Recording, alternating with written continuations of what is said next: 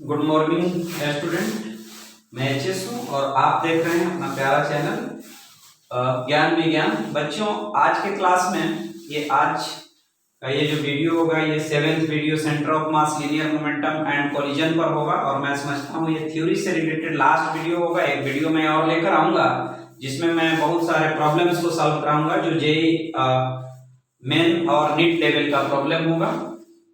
ये 7 वीडियो के थ्रू हम लोगों ने इस चैप्टर के सारे कॉन्सेप्ट्स को लर्न किया। तो चलिए, लास्ट कॉन्सेप्ट बचा हुआ है जो 7th वीडियो में अपलोड करूंगा, oblique and non head on collision. देखिए, ऑब्लिक और नॉन हेड ऑन कॉलिजन क्या होता है। तो इस तरह का कॉलिजन, जैसे कि मैंने अभी 6th वीडियो में डाला है उसको, कि ऑब्लिक कॉलिजन ऐसे कॉलिजन होते हैं जिसमें जो point of application of force होता है, जो impulsive force during collision act करता है। जैसे मान लो जब दो बॉडी कोलाइड करती है तो कॉलिजन वाले डायरेक्शन में जो उसके सरफेस के परपेंडिकुलर डायरेक्शन होगा उस डायरेक्शन में नॉर्मल फोर्स एग्जिस्ट करता है जो इम्पल्सिव इंटरनल फोर्स का काम करेगा। तो अगर वेलोसिटी का डायरेक्शन, इनिशियल वेलोसिटी का डायरेक्शन लाइन ऑफ एक्शन के फोर्स के अलोंग ना हो तो such type of collisions are called oblique collision. For example, यहाँ आप देख रहे हैं कि ये एक छोटी सी पार्टिकल है और ये एक बड़ा सा डिस्क है। ये u1 वेलोसिटी इधर लेकर जा रहा है और ये डिस्क का वेलोसिटी ऐसे u2 था। तो ये दोनों का जो line of action of force होगा इसके सेंटर और इसके सेंटर को जोड़ने वाली लाइन के लॉन्ग होगा, क्योंकि जो सर्कुलर सरफेस पर या फिर स्फेरिकल सरफेस पर जो सेंटर से लाइन जाती है वही परपेंडिकुलर होगा और line of action of force उसी डायरेक्शन में एक्ट करेगा, ऐसे फोर्स एक्ट करेगा। लेकिन वेलोसिटी इधर है इसलिए वेलोसिटी इधर है। तो इस टाइप के कोलिजन को हम लोग ऑब्लिक कोलिजन बोलते हैं। अब सवाल ये है कि ऑब्लिक कोलिजन का प्रॉब्लम को हम कैसे सॉल्व करेंगे। तो ऑब्लिक कोलिजन भी like head on collision, oblique collision भी दो तरह का होगा, एक इलास्टिक होगा और एक इन इलास्टिक होगा। तो मैंने जो एग्जांपल लिया है इसमें कोई भी कॉलिजन हो सकता है, इलास्टिक भी हो सकता है, इन इलास्टिक भी हो सकता है, बट मैंने सॉल्व किया इसको इलास्टिक कॉलिजन मान करके।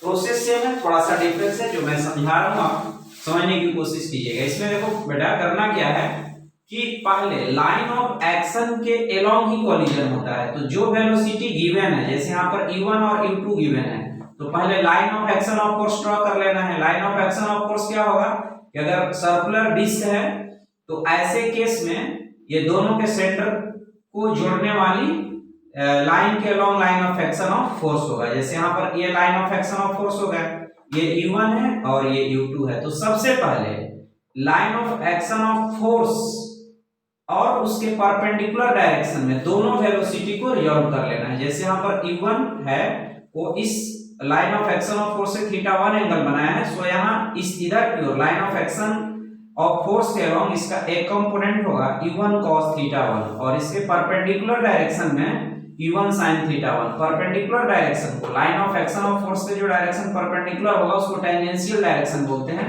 सो इधर u1 sin θ1 होगा, इसको u1 टेंजेंशियल भी बोल सकते हैं और इसको u1 नॉर्मल बोलेंगे, या फिर यहाँ पर u1 डैश से मैंने डिनोट करा हूँ। फिर उसी तरह से u2 को रिजॉल्व कीजिएगा तो इधर आएगा u2 cos θ2 और इधर आ जाएगा u2 sin θ2। ये u2 टेंजेंशियल है और ये u2 नॉर्मल है। अब करना क्या है कि जो line of action of force के परपेंडिकुलर जो वेलोसिटी कंपोनेंट होंगे वो अनचेंज रहेंगे, उस पर कोई इफेक्ट नहीं पड़ेगा क्योंकि उधर कोई फोर्स नहीं लग रहा है। जो भी इफेक्ट पड़ने वाला है इस लाइन के अलोंग पड़ने वाला है। कॉलिजन इसी में कंसीडर हम करेंगे, इसी लाइन के अलोंग कंसीडर करेंगे। तो और इस डायरेक्शन में भी मोमेंटम कंजर्व रहेगा। ऐसे इस डायरेक्शन वाले जो टेंजेंशियल डायरेक्शंस के मोमेंटम होंगे वो इंडिविजुअल ब्लॉक का भी मोमेंटम कंजर्व रहेगा। जैसे इसका टेंजेंशियल डायरेक्शन का मोमेंटम इनिशियल और फाइनल इक्वल होगा, इसका भी टेंजेंशियल डायरेक्शन का मोमेंटम इनिशियल और फाइनल इक्वल होगा। बट इस डायरेक्शन का इंडिविजुअल का मोमेंटम इनिशियल और फाइनल इक्वल नहीं होगा, बट दोनों का अगर सम करेंगे इस लाइन के अलोंग इनिशियल और फाइनल तो वो बराबर होगा। मतलब line of action of force के अलोंग सिस्टम का मोमेंटम कंजर्व रहेगा और उसकी परपेंडिकुलर डायरेक्शन में इंडिविजुअल का भी रहेगा तो सिस्टम का तो रहेगा ही, है ना। तो अब उसको भी हम छोड़ देंगे, जो परपेंडिकुलर डायरेक्शन वाले कंपोनेंट्स है उसका कोलिजन से कोई वास्ता नहीं है, कोई रिलेशन नहीं है। अब हम क्या करेंगे कि पहले मोमेंटम लाइन ऑफ एक्शन और फोर्स के अलोंग कंजर्व कराएंगे। तो जैसे मान लो यहाँ पर u1 cos θ1 को हमने u1 डैश माना है, u2 cos θ2 को u2 डैश माना है।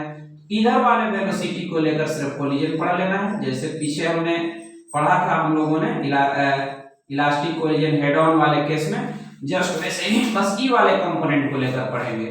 तो m1 u1 डैश इसका मोमेंटम और इसका लाइन ऑफ एक्शन के along m2 u2 dash equal to, मान लो फाइनल वेलोसिटी इस लाइन के along after collision v1 dash और v2 डैश हो गया, m1 v1 dash plus m2 v2 dash लिख लिए। आप समझ रहे होंगे ये जो v1 डैश v2 डैश है इस लाइन के अलोंग इस पार्टिकल का पार्टिकल 1 का वेलोसिटी है, और v2 डैश इसके अलोंग पार्टिकल 2 का वेलोसिटी है, line of action of force के अलोंग आफ्टर कोलिजन।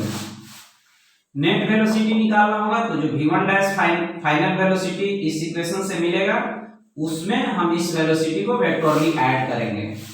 तो चलिए m1 u1 dash plus m2 u2 dash equal to m1 v1 dash plus m2 v2 dash लिख लेंगे। u1 डैश की जगह पर क्या रखना होगा u1 cos θ1 और इसके जगह पर u2 cos θ2, और दूसरा इक्वेशन लिखेंगे u1 dash minus u2 dash. अगर कोलिजन इलास्टिक हुआ तो अप्रोच वेलोसिटी, देखिए यहाँ पर अप्रोच वेलोसिटी भी जब अब कोफिशिएंट ऑफ डिस्ट्रीब्यूशन निकालना होगा तो जो लाइन ऑफ एक्शन के एलोंग जो कंपोनेंट आता है ना, उससे हम u1 से u2 को u1 डैश से u2 डैश को माइनस करेंगे तो वेलोसिटी ऑफ अप्रोच मिलेगा, और जब v2 डैश से v1 डैश को माइनस करेंगे तो वेलोसिटी ऑफ सेपरेशन मिलेगा। तो अगर कोलिजन इलास्टिक है तो velocity of approach u1 dash minus u2 dash equal to v2 dash minus v1 dash लिख लेंगे, और ये दोनों इक्वेशन को सॉल्व करके अब हम चूंकि u1 dash u2 dash given है, दो इक्वेशन है, दो वेरिएबल है, तो v1 डैश और v2 डैश को निकाल लेंगे, और फाइनली v1 अब कैसे लिखेंगे,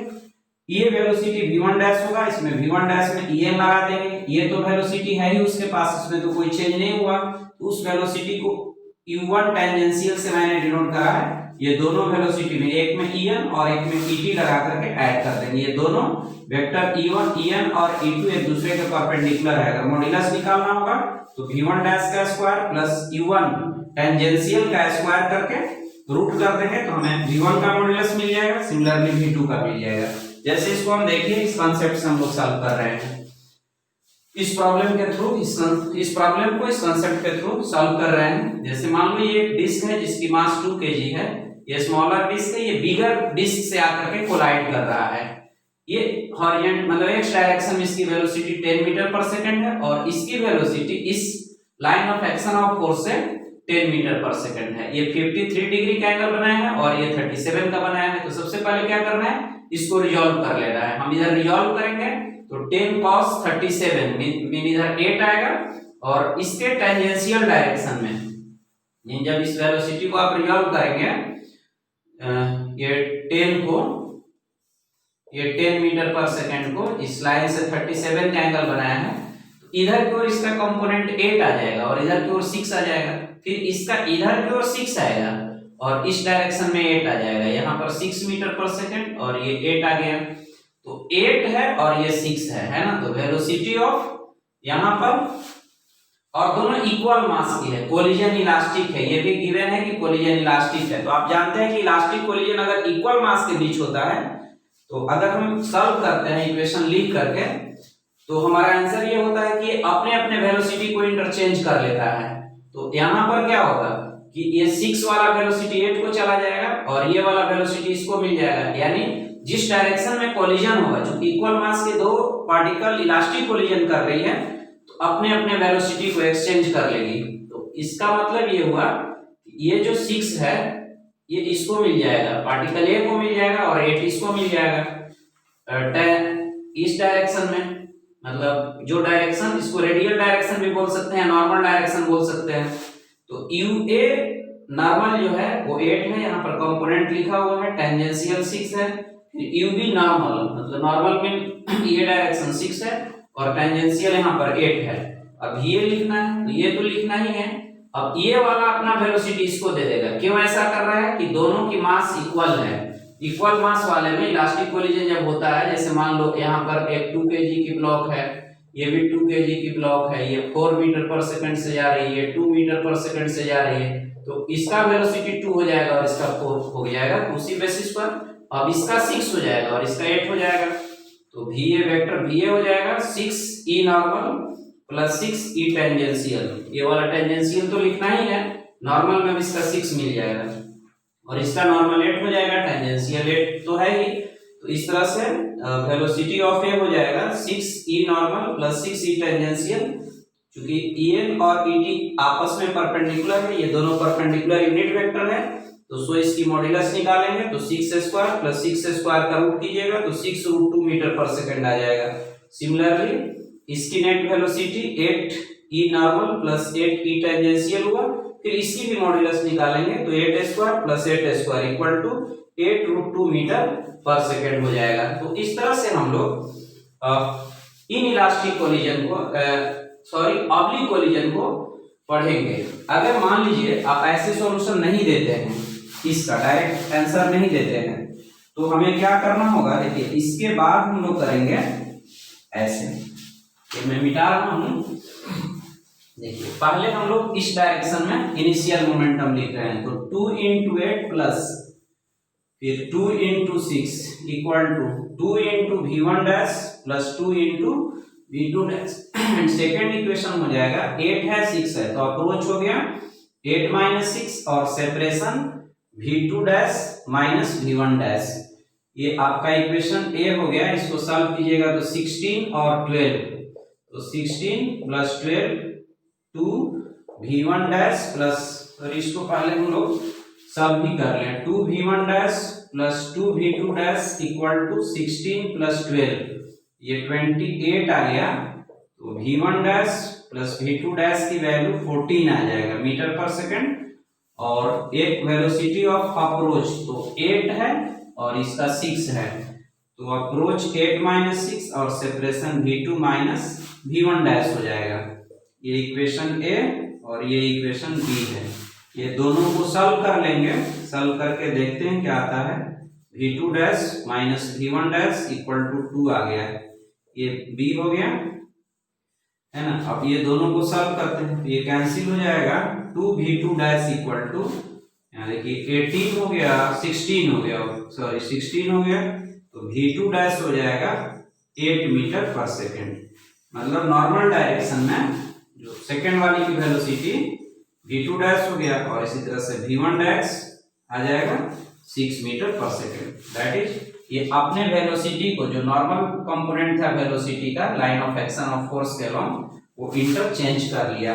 अगर मान लीजिए कोई और भी सिचुएशन होता तो इस प्रोसेस से हम लोग सॉल्व कर सकते थे। चलिए अब मान लीजिए कि सेम क्वेश्चन है बट कोलिजन इनइलास्टिक है, तब कैसे सॉल्व करेंगे।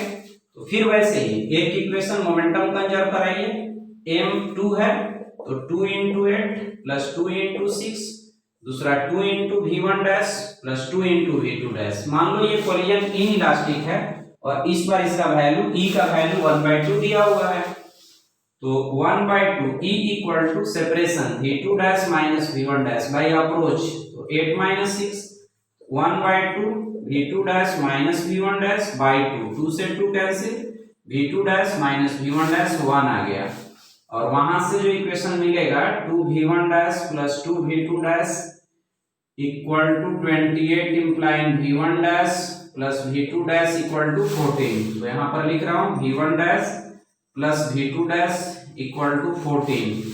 तो यहाँ पर क्या कैंसिल होगा बच्चों, ये कैंसिल हो गया, तो 2 V2 डैश 15 हो गया, मीन V2 डैश 15/2 मीटर पर सेकेंड हो जाएगा। इसी तरह से अगर V1 हमें निकालना है तो V1 dash equal to 14 minus V2 dash, तो V1 डैश 14 माइनस 15/2, तो 14 माइनस 7.5 मीन ये 6.5 मीटर पर सेकेंड और ये 7.5 मीटर पर सेकेंड। तो इस तरह से कोलिजन इलास्टिक हो या इनइलास्टिक हो, दोनों को ही हम ऑब्लिक कोलिजन के केस में प्रॉब्लम को सॉल्व कर सकते हैं। मैं समझता हूं मेन और नीट के लिए इससे ज़्यादा लेवल नहीं ले जाता है। तो इस तरह से हम ऑब्लिक कोलिजन से रिलेटेड प्रॉब्लम को सॉल्व कर सकते हैं। Thank you for watching video. Please like and share it. It is your channel, and if you will cooperate me, certainly I will cooperate you.